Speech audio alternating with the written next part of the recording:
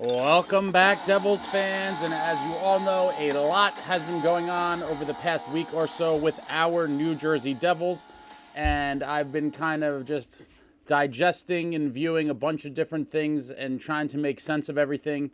There's a lot to talk about in this little episode here, but first I would like to say thank you all very much for watching my videos and your continued support. When I first started this channel, I never planned or wanted to be on the camera myself. It's not something that I, aspired to do or really care to do. To be quite honest, I started the channel with with mostly videos of things at games that I thought were cool, behind the scenes stuff. Ranger fans fleeing the building when we eliminated them from the playoffs, things of that nature that I thought people would enjoy watching. And over time, after watching some other hockey content and Devils content of people kind of doing these type of videos and talking, I honestly thought that there was a lot of stuff out there that I thought wasn't that great and that people were still watching it. And so with some urging from friends and talking to some others, I said, okay, well, you know what? I think maybe I can do this. And so I thank you all very much from the bottom of my heart. I really appreciate it, more than you guys know, and I never anticipated or, aimed to do this sort of thing, but here we are. And so with all of that being said, there are a lot of cool things coming up on the channel. In the next few days, I am releasing an interview that I did with former Devils legend and two-time Stanley Cup champion with the New Jersey Devils, Scott Gomez. Gomer is a phenomenal dude and really enjoyed my conversation with him, so look for that to be coming very soon. I also have in the works, I'm going to do some sort of giveaway show in appreciation for all you guys watching the videos and your continued support. And so I don't know if I'm going to do a live video. I haven't really got into the finite details of that, but I'm going to do some sort of giveaway with a bunch of Devils memorabilia, some signed stuff and bobbleheads and whatever else. I have tons of stuff. And so I will definitely be doing some sort of giveaway. So look for that as well. I don't know, again, if I'm going to do that live or if it's going to be some sort of contest. I haven't figured that all out yet, but I will soon. Keep an eye on that as well. But yeah, thank you guys. And so now we're just going to get into it here. Lindy gets canned. Travis Green gets hired. Fitzgerald does a tragic press conference where he looks like a sixth grader sweating at the spelling bee after he gets a hard word. And so, I've been watching a bunch of different videos and listening to people's opinions. A lot of people seem to still be supporting Fitzgerald. And at this point, I don't know how you could possibly not want this man's head on a platter. It's been complete malpractice. He is just sunk in the ship by not doing anything to fix the roster. Even the goalie would have got us into the playoffs, but that's all here nor there. At this point, the season is lost, and now there's not much, to be looking forward to other than next season. But I wanted to share some clips with you guys from other sources of people talking about the New Jersey Devils and, to kind of get their viewpoint on it. So one of my favorite hockey podcasts, as most people know, one of the biggest hockey, if not the biggest hockey podcast in the game, is Spittin Chiclets. And on their newest episode that just came out, I believe yesterday, they did a little segment on the Devils where you could hear their just disbelief about the goaltending situation as well. They talk about the acquisition of McDermott, and at that point, Chiclets member Merles says, I was wondering if he played goalie or not. Like, that's how bad it's become that on national, hockey programming, we are the butt of jokes regarding goaltending. But I thought this whole clip was very telling on the Devils season. And here it is. Check it out. Here's the boys on Spittin Chiclets talking about the Devils train wreck 23-24 season and goaltending specifically. Mentioned already, Toronto got Lyubushkin in a deal last week. Wow, one other deal. The Devils picked up Curtis McDermott from Colorado for the rights to Russian forward Zakhar Bardakov in a 7th and 24. Merles, this move too late or way too late to get this guy now? I mean, come on. I was wondering if he played goalie or not, but I get what they're trying to do is get a big guy that can maybe block some shots because their goaltending's terrible. I just don't understand that move at all. It didn't take care of what the problem is. Or cave their face in if they run Bastion the way that Rempe ran Bastion. I think legit he probably picked up the phone like the day after that game and started negotiating that deal. No? Yeah, maybe. Yeah. If you're gonna have a team with as soft and as skilled as the New Jersey Devils, you better have a fucking Curtis McDermott. And you might even want to put him on Jack's line for a few fucking shifts. I agree, RA. It's too late, but it's a great move, and you need, especially the way the East is forming out. Like, I'm gonna be honest, guys. Like, holy fuck, this Devils team, that was a pathetic. Blame injuries all you want, buddy, but they don't fucking go to the inside. They don't generate nothing in the middle. They were the fucking high-flying offense last year that was, beating you off the rush, and everything was clicking and ready to go. And hey, commend them for having a great first-round series against another team who was playing a little bit run and gun. But Jesus Christ, man, this is fucking pathetic. And it ain't just goaltending. It's the breakdown after breakdown after break. Gee, the one against LA the other night, like all 5 guys are in the offensive zone with their thumbs up their ass, and then Deneau's just like at the far blue being like, "What's up?" Breakaway in the back of your net. The season in a nutshell is they pulled the goalie down 4-1 and didn't even put out an extra man. Yeah, Did you see that? Jack Hughes has the puck and he's like, "What the hell?" And then they go offside. And the camera goes to Jack Hughes and he's just like this. It's motherfucker. Like Lindy Ruff. Like you just never saw this year coming for them. But I guess looking up and down the roster before, you should have seen it soft. They got no goalie. I saw who sent on our group chat their goalie stats side by side. It's the worst 2 goalie stats I've ever seen. They're both at like 890 with like a 3.8. Brutal. There's 3 of them. Yeah, they had. I saw that during the one game. All 3 of them went up there. They're all brutal.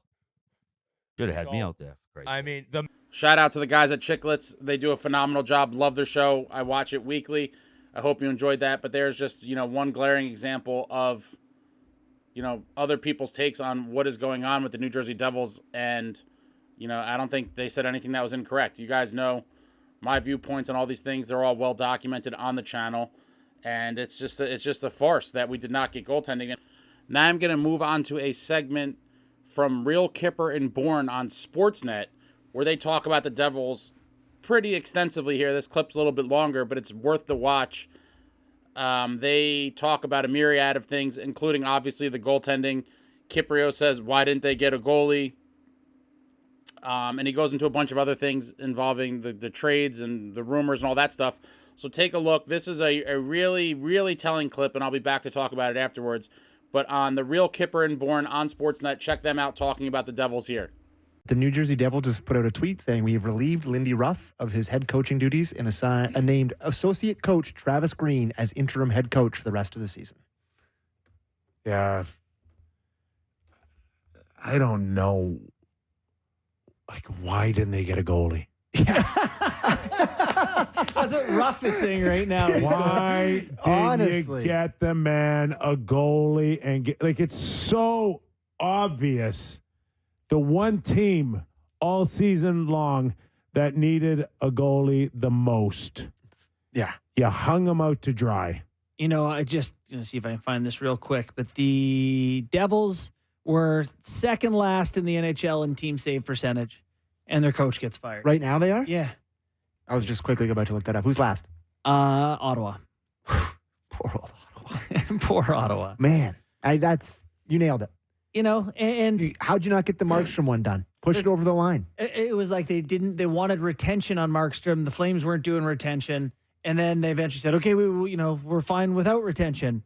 And now too late. And I know there's lots of talk on Saturday's headlines with Elliott, with Markstrom, and he thought he was going to New Jersey. Yeah, he had mentally committed to going into a playoff race here. Yeah, and then they might make it in Jersey. Then he has the rug pulled out from underneath him. Not cool, man. And you don't. And I get the frustration with him and perhaps Craig Conroy or someone upstairs in Calgary that don't come to me if it's not going to get done. Yeah. Like you better be sure you have this if you're going to approach me. I got a no move. I'm in control. I've got a no move. So I give you my blessing to get the deal done with New Jersey, but it can't get out. Yeah. Right? It can't get out. That's all. If you're going to do this, you do it quietly. No one has to say anything publicly. You're not shopping me. I'm not talking about leaving. But once it's out, how do you... And I'm sure it was New Jersey that didn't want. Well, I had heard a couple of different kind of scenarios where they thought they had a deal, then maybe perhaps New Jersey changed it, or Calgary may have tweaked it. But my sense is that New Jersey changed the parameters on it. Like they upped whatever it? the ask was, whatever the parameters were of the deal, they changed significantly enough where I think Craig Conroy pulled the chute. Wow, just said that's not good enough for us. What's crazy now is the Devils are 7 points out of a playoff spot with 1 game in hand. It's too late. To me, it's too late. Let them finish the season. I think that's a major indictment to me of the front office. They're not acting on a team that's a very good team with elite talent on it. They got killed by Dougie Hamilton being out. I'll tell you what I'm hearing about New Jersey is that there's 2 schools of thought. One is we really need a goalie, and then there's this analytical team that says, don't worry about getting a Markstrom. We can win without him. They were doing okay. Oh. Yeah? Wow.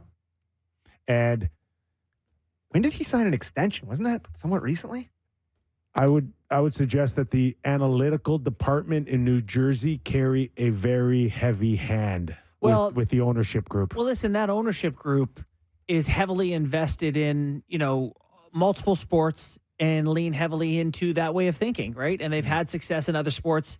I think Liverpool, I want to say the 76ers they've got ties to or did. If their general manager Fitzgerald's saying, I got to go get Markstrom, and you have someone in that department saying, well, the numbers suggest that we can win with this guy, and this guy. I find that hard to believe, though. How could you watch those goalies and that's one thing to me where the player level has been made a million times. I'm not going to be the guy to claim to make it, but like the NFL running back to the goalie, where it's just like you can plug anybody in there as long as your systems is good. You can. Yeah.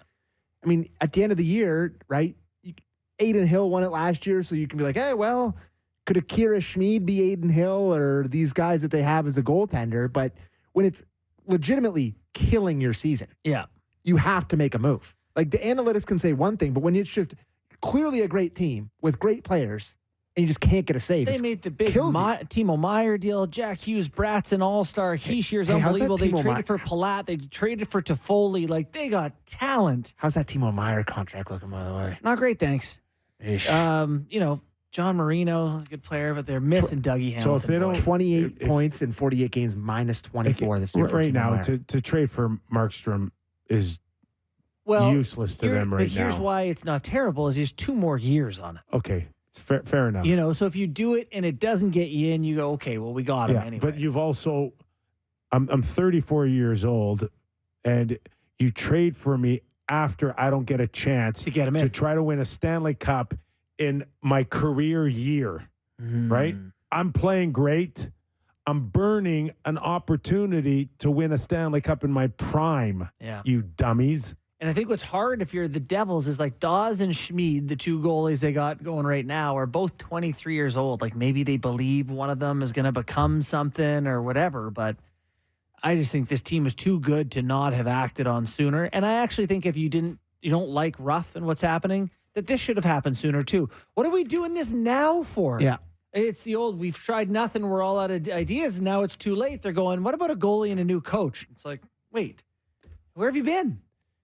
The scariest thing about this clip to me, when I saw this clip, the thing that scared the absolute shit out of me was when Kip was talking about the analytics team. And I quote, these are things he's heard. Again, there's no proven anything or documented, but he's an insider for sure with credibility, and he wouldn't just make this up out of thin air. He said, the analytical department in New Jersey carry a very heavy hand with the ownership group. And then he hypothesizes that the reason we did not obtain a goalie is because the analytics team was pitching their case that you could win with what we had or without getting a new goalie. For whatever reason, their analytics and data showed that it was not necessary. And now I will say, if that is true, that is a crime on so many levels. Firstly, I do think that people, maybe ownership groups or GMs, whatever it may be, do put way too much stock into these analytical departments and the analytics.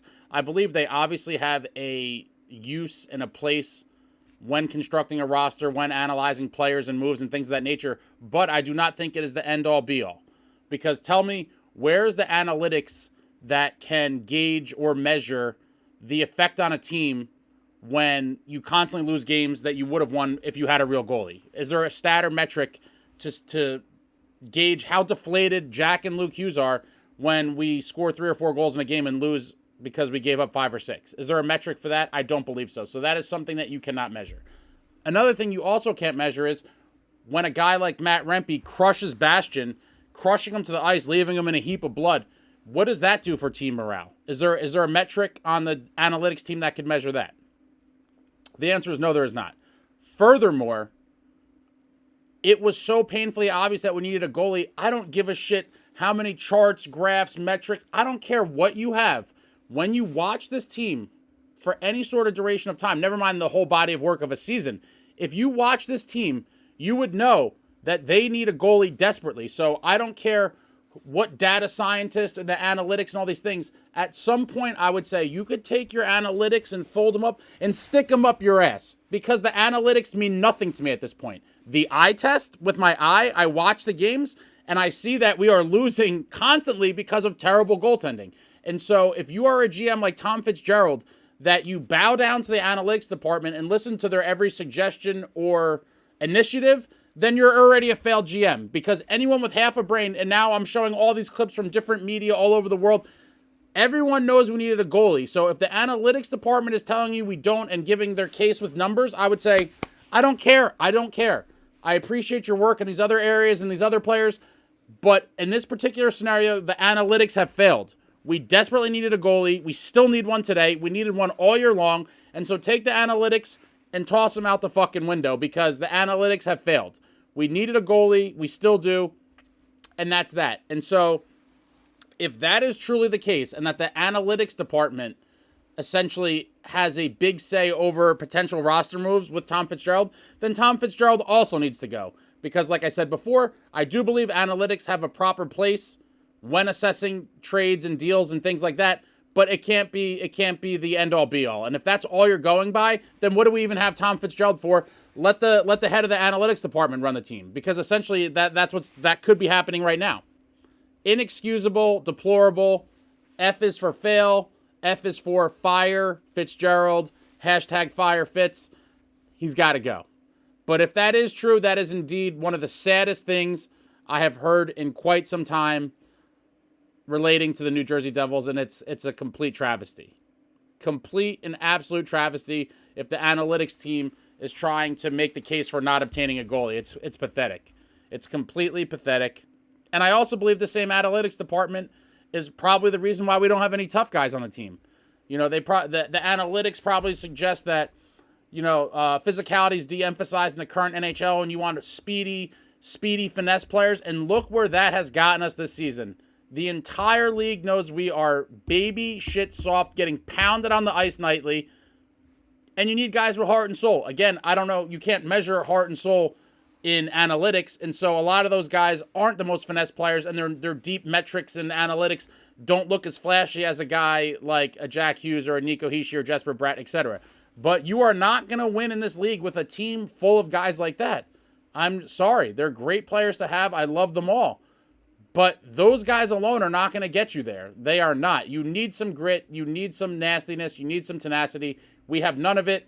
Thankfully, we got McDermott as the bodyguard. Hopefully, we go into the Garden next week and make Matt Rempe answer the bell. That has one of the only things I'm looking forward to, honestly, on the rest of the season, other than hopefully seeing some rookies get some time, is that I think there's going to be a bloodbath at the Garden on March 11th. I look forward to that. There'll be a whole other video about that at closer to the game.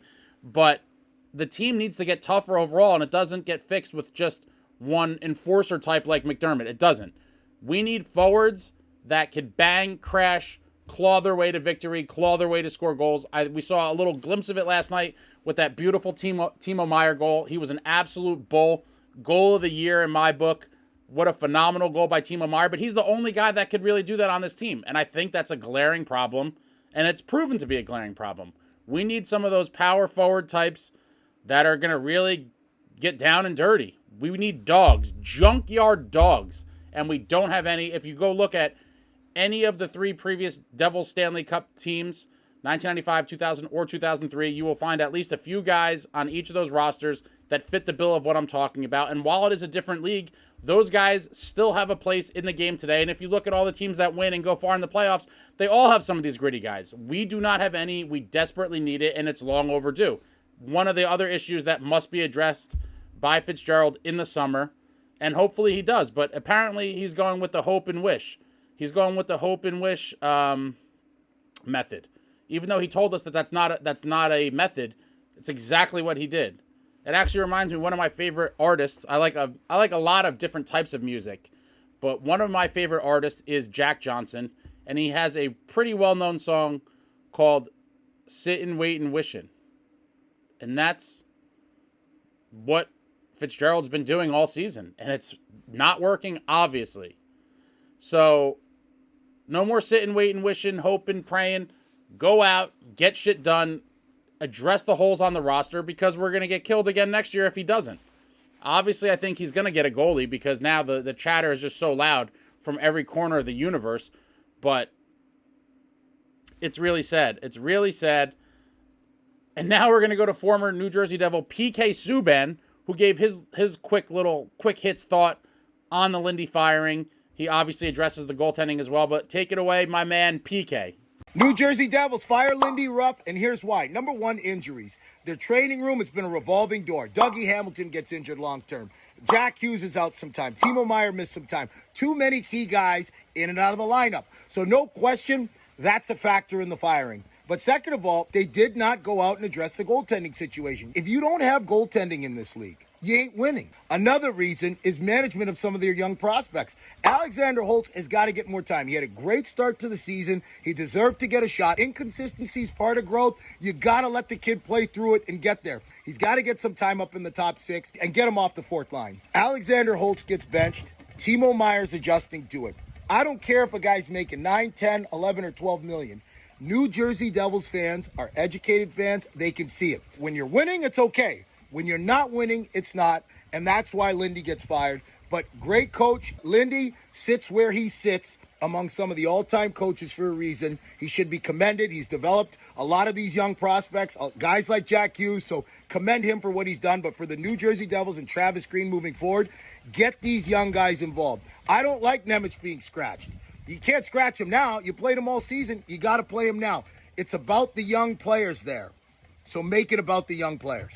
He didn't say anything earth-shattering in that little video. But again, as everyone knows, just to keep pounding it home, they did not go out and address the goaltending situation.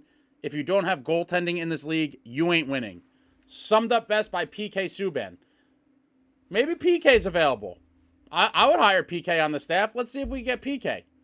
He seems like he's in tune with reality. I don't know what exactly we'd hire him for, but he's a great personality. He's been one of the biggest Devils cheerleaders of the past couple seasons, and he obviously had that amazing intro at the stadiums, or not intro. He had the lineup read before the stadium series where he blessed us with Nico Hischauza. I love the Nico Hischauza. I'm going to use that.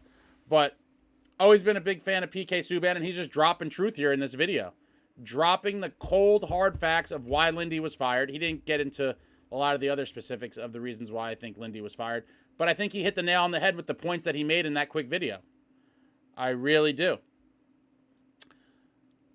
Lastly, I could not dig up the video clip of it because my DVR thing, something happened. But also very telling, and a few of you mentioned this in the comments, which jogged my memory. So shout out to the few of you. I can't remember who. But a couple of you mentioned it in the comments on one of the previous videos. In the pregame when Fitzgerald was talking to Erica and Sal, he had mentioned something, and it almost seemed like a Freudian slip, that he said that Travis Green asked for autonomy with the roster, meaning he wants control of the roster. When I heard that, my ears perked up as well, and I'm like, he asked for autonomy of the roster.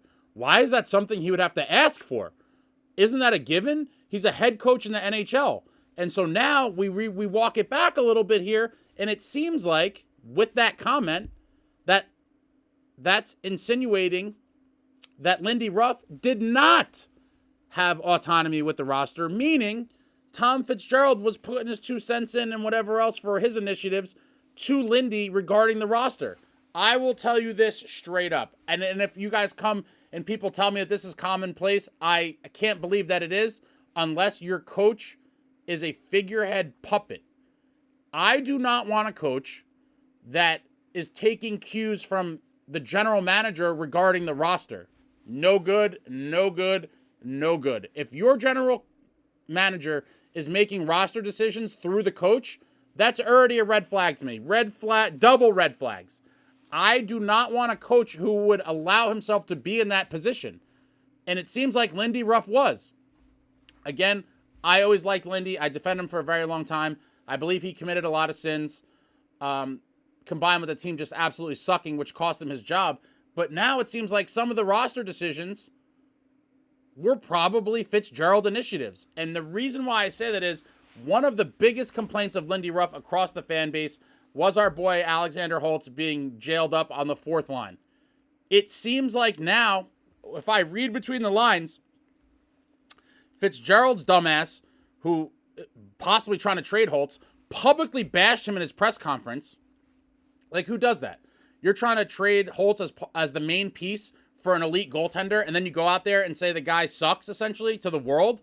It's like, yeah, Alexander Holtz is having a terrible season. He's a garbage player. He needs to fix all these things. By the way, take him as the main piece in a trade for Markstrom, Craig Conroy. I totally didn't just tell the whole world that he sucked the day before. It's just another misstep by Fitzgerald, another thing that shows what amateur hour he is, and it's pathetic. But now, with Fitzgerald's bashing of Holtz publicly, and now I couple that with the thing about autonomy of the roster, it seems to me like Fitzgerald is the one that put Holtz in the doghouse the entire time. 100%. And that's why we're still seeing with Travis Green. So follow me, guys. Holtz was on the 4th line because of Lindy. Okay? Holtz was on the 4th line last night under Travis Green.